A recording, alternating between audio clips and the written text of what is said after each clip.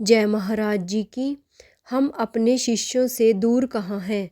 संसार की दृष्टि में भले ही गुरु अपने शिष्य से दूर हो, लेकिन एक शिष्य के लिए उसके गुरु उससे कभी दूर नहीं होते हैं।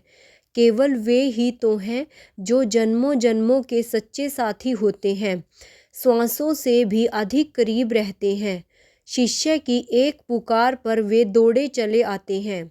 जब गुरु महाराज जी समाधि में चले गए तो आसपास के लोगों ने तरह तरह की बातें करनी शुरू कर दी। वे संसार से जा चुके हैं, अब वे कभी लौटकर नहीं आएंगे। माना वे समाधि में गए हैं, लेकिन समाधि से लौटकर आना इतना सहज नहीं है।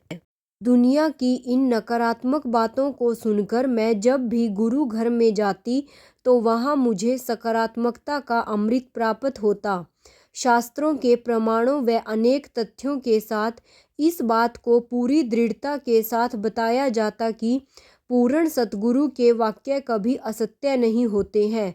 अगर उन्होंने कहा है कि वे समाधि से लौटकर आएंगे तो वे अवश्य आएंगे।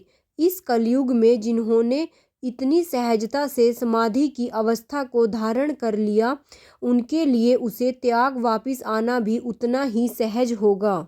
एक दिवस मैंने गुरु महाराज जी के स्वरूप के समक्ष प्रार्थना की, महाराज जी, क्या आप सच में हमसे दूर चले गए हो? अब हम आपको कभी प्रत्यक्ष देख नहीं पाएंगे। मेरे इन प्रश्नों का उत्तर मुझे साधना में प्राप्त हुआ। साधना करते समय गुरु महाराज जी मेरे अंतर्घट में प्रकट हो गए। गुरु महाराज जी बड़े ही स्नेह से मेरी ओर देखकर मुस्कुरा रहे थे। वे एक पिता की भांति मुझे समझाते हुए कहने लगे, तुम इतनी चिंता क्यों करती हो? माना इस समय हम समाधि में हैं, लेकिन क्या तुमने यह अनुभव नहीं किया कि अब हम पहले से भी अधिक अपने शिष्यों के समीप हैं? जब भी तुम हमें सच्चे हृदय से पुकारती हो, क्या हम तुम्हें दर्शन देने के लिए प्रकट नहीं होते हैं? हम तुम्हारी हर पुकार पर तुम्हारे सामने होते हैं। क्या कभी हमने तुम्हारी किसी भी पुकार को अनसुना किया है? अब तुम ही बताओ कि हम तुमसे दूर कहाँ हैं। साधना से उठकर मैंने आत्म मंथन किया।